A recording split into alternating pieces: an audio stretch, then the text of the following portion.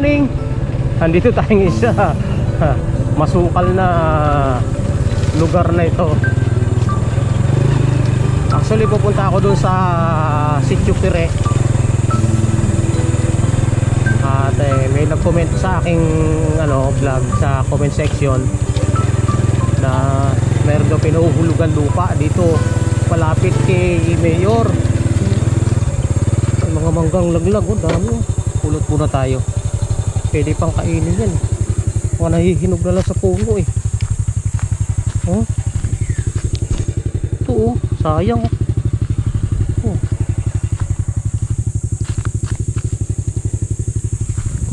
Pwede pa oh.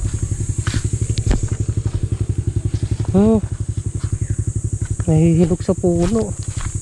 Ang dami kasing manggahan dito eh.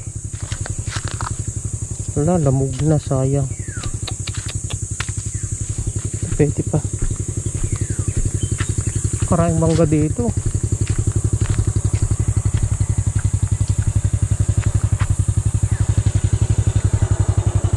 Pwede pa to. Kaya natin dito.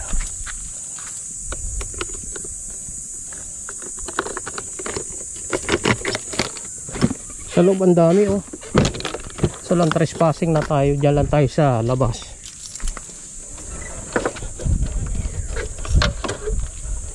Naalala ko nung kami mga bata pa nanghihimalay kami ng mga mangga pagkatapos nilang anihin. Lahat ng maiiwan sa amin hinihimalay namin. Aba, nakakatatlong sako kaming mangga.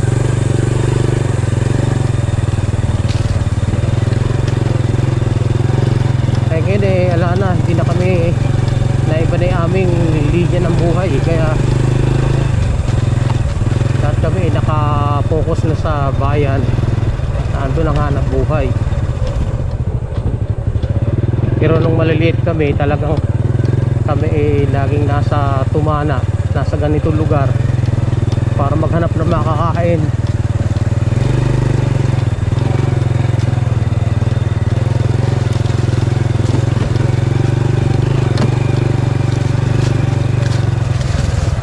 By the way, tutuloy ko lang yung kwentong merong nag-comment sa akin na meron daw pinahuhulugan lupa dun sa malapit sa bahay ni Mayor, Mayor ng bayan ng Angat. Titingnan natin ano yung itsura ng lupa na pinahuhulugan at kung ma-afford ko yung presyo.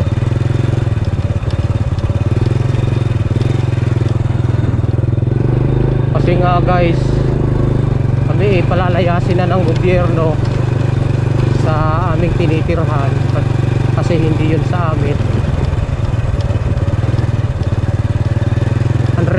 Unregistered land yung aming tinitirhan at malapit sa ilog. Kailangan na ng gobyerno kaya pinaalis na kami.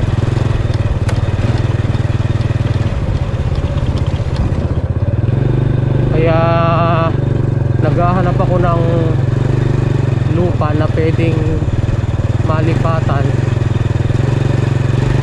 hulugan, kasi hindi natin kayang magkas, wala naman tayong pera na pangkas ng lupa.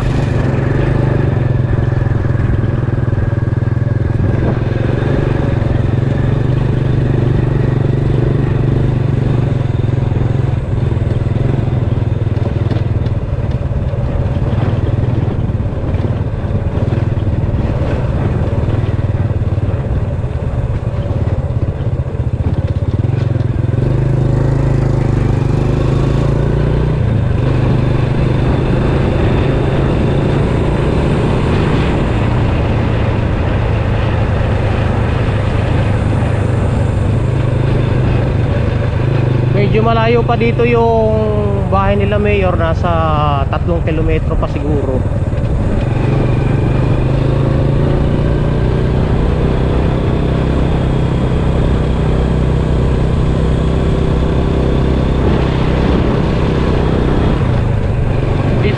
lugar na to walang kuryente. Mahirap lumipat sa isang lugar na walang kuryente. Eh syempre kailangan natin ng kuryente dahil may internet, dahil kailangan namin ng internet.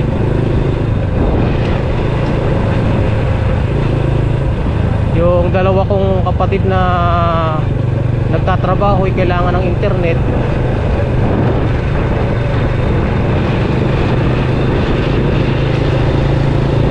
Kailangan ng kuryente.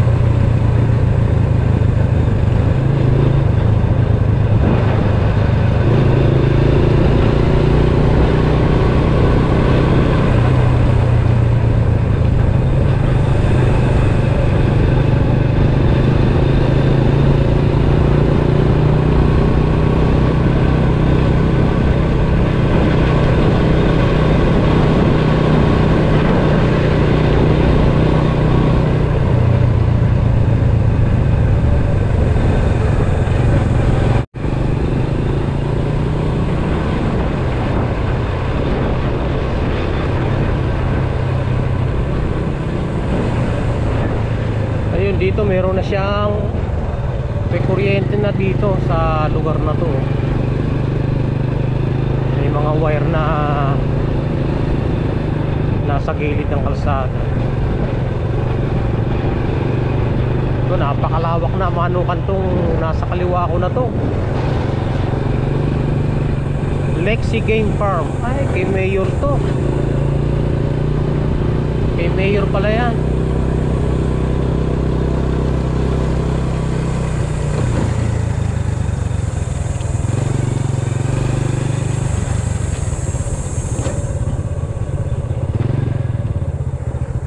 Gandang lugar na to. Ibig sabihin kung kay Mayor tong bandang left na to, nandito na yung mga lupang pinahuhulugan.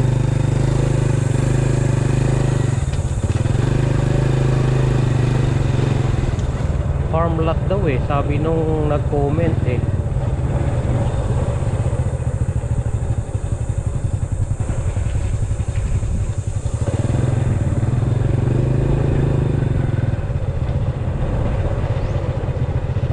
Banda yan. Palagi ko doon. So may mga kabahayan doon sa kabila.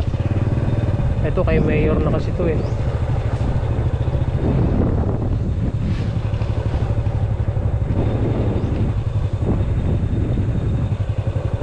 Ito, tong gate na to kay Mayor na to eh.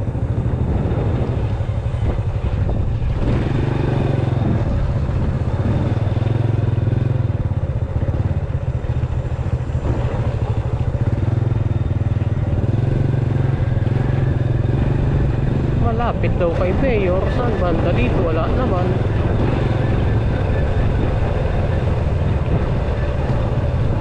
Pasok tayo dito. Baka dito.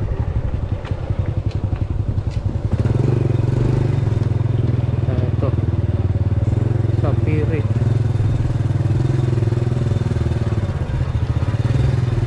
Huwag mahihiyang magtanong kung may right made pa ito.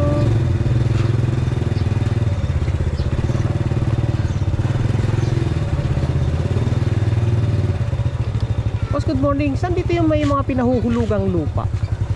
Nahulugan? Oh, pinahuhulugan daw. Farm lot daw yun eh. Hindi nga rin. Ito. Malapit daw kay Mayor. Ayan. Kayo. Ah, itong kabila na ito. Oh, basta diretso-diretso lang yun. Tapos, ito, sakop na nila ito, yung ano na yan. Basta gawin lang doon. Bandang kaliwa siya. Ah, nagpas na ako. Parang tapat ni Mayor yun. Ah, tapat ni Mayor. Thank you, boss.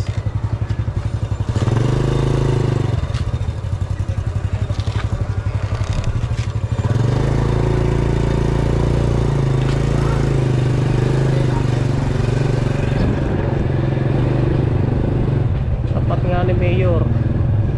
Tama nga yung nag-comment.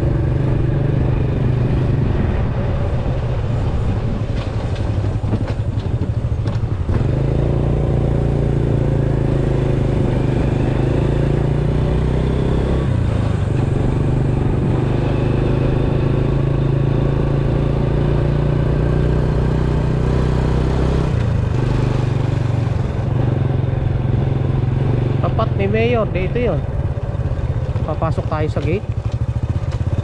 Okay naman ang gate, hindi naman magiging trespassing siguro. Tatanong lang.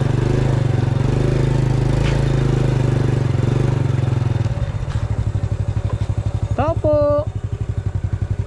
Hindi pwede pagtanong natin dito. Tao po.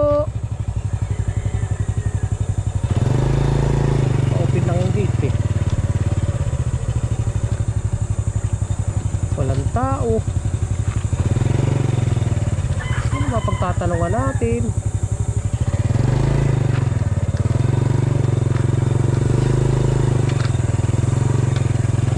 Walang tao.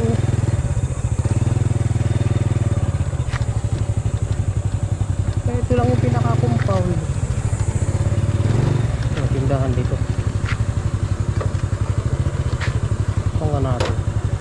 Tanong nga natin. Tanong natin. Ito.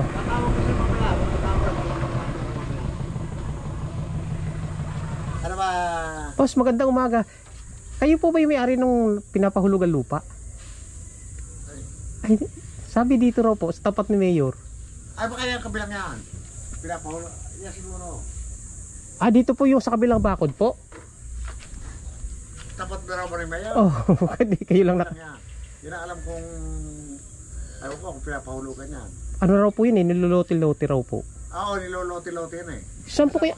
Saan po, anggat lang po ako sa bayan. Saan po kaya ang daan? Ay, dyan eh, may daan dyan sa kuwan na yun eh. May daan po rito? Diyan sa may manuka na yan, doon sa may bukas akong gate dun eh. Yung pong pinaka-may-ari kaya, saan po yan? Ah, nasa Binagbag. Ah, Binagbag yung may-ari. Oo, doon sa may kapilya ng iglesia. Sa looban na yun. Ano po ang pangalan niya, sir? Ang nakakalam yata niya na Arthur eh. Arthur ho ang pangalan. Oo, hindi ko alam ko ng pilya. Anak mo tatapi ko. Di Guzman. Di Guzman yun. Eh dito kaya wala kayong makakausap, sir? Na ano? Wala. Ay, Sa Binagbag eh.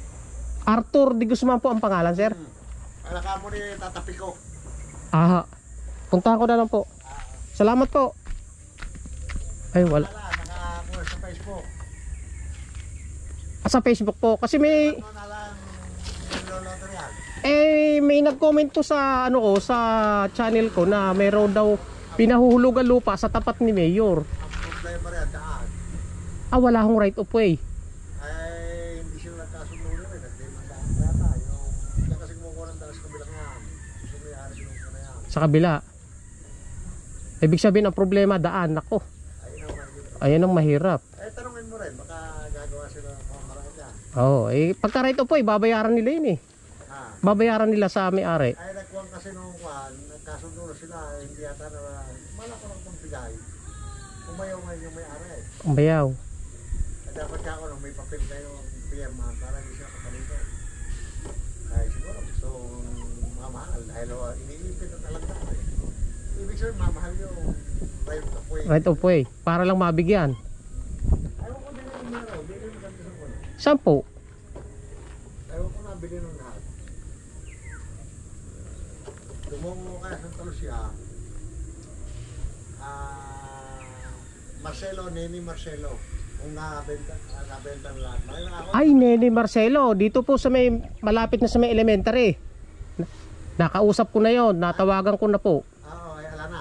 Hindi po, meron pa rin po. Oo. Kaso lang ang ano yata eh. Paano ikata balita ko? Oho, nakausap ko na yung Marcelo. Nasa Facebook din. Kaya baka napagpilian na yung siyempre, kukunin lang yung mga nauna, kukunin mo na sa bungan. Ang pwesto po nila doon sa... Pero hindi po dito. Pero, Meron po sila sa likod ng sabungan dati. ayaw kaya ang binatang, iryata eh. Yun ang pinuntahan ko, yung sa likod ng sabungan. Dahil yung mga nagdataang dito, araw-araw andyan. Eh saan baka ako nagpupunta, bumili ka sa akin. Eh di rin, mas maganda rin yun. Saan po yung pinakalutan niya dito? Andito sa ako. Din sa taas. Tsaka taga rito ng kabili. Aha. Ay rin sana, maganda rin. Daan ang problema eh. Dahil ang problema. Daan, buti ko nasasakyan mo yung panay motor na. Eh tayo ba naman eh, walang ambisyong. Grabe ako. Oo. Nagkakawa tayo ng 4-wheel. Dahil pa problema. Dahil ang problema. Pero magkano sabi sa'yo niya? Wala pa po sinabi kung magkano yung presyo eh. Yung kaya 2.5 eh. Kaya bili yata na 1,000 kung... Hindi ko magkatay. Yung kay Marcelo po, doon sa Saudi, 3.5 po ang bigay sa akin. Ako ba kayo raw? Eh, hindi ko pa po na, nakakausap siya ng talagang, kasi kami ang magbabayad ng gain tax eh. Eh, pagka gain tax, sila yung magbabayad. Kasi sila yung nagbenta. Eh, hindi kami nagkasundo sa ganung usapan. Meron pala sa mga... Meron po, malawak. Pinuntahan ko na eh. Ay, kaya lang alam eh. Dadaan eh, 1.8 isang. 1.8 daw ganito. Ay, mura yan, yung 1.8 na yan. Pero wala pa pong kuryente, ano? Wala pa. Ayun, yun ang problema. Yung pa isang problema naman daw. Walang kuryenteng... Magbili po. Salamat tayo. Sige. Ay, pagkaroon siya pa.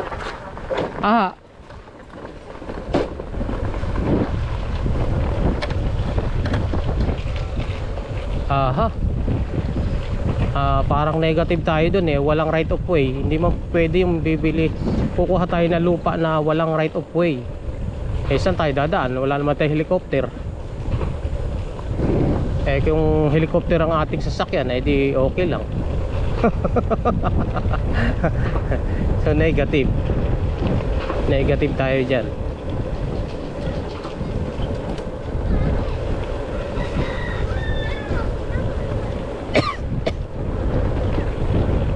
Hanggang dito muna mga ka-explorer ang ating walang kakwenta-kwentang vlog. Salamat sa mga nanonood. God bless us all.